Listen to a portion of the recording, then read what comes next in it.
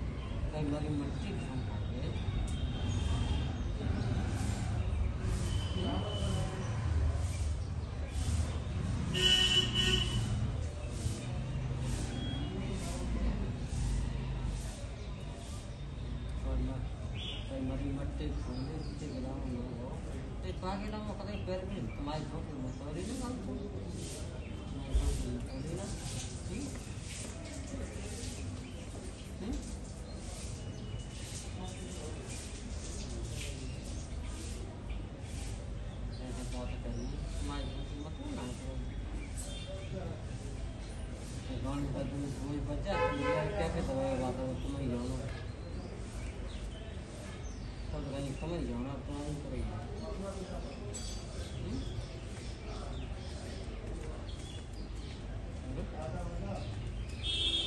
करेंगे तुम्हारी करेंगे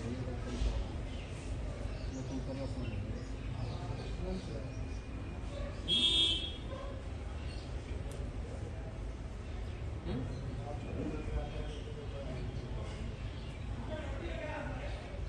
अनंतर का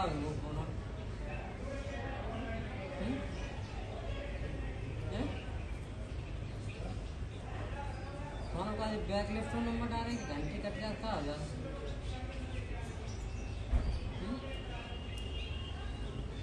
नंबर तो बैक लेफ्ट देखिए हम देखो छप जाते हैं ये नंबर बैक लेफ्ट में डाल दो तो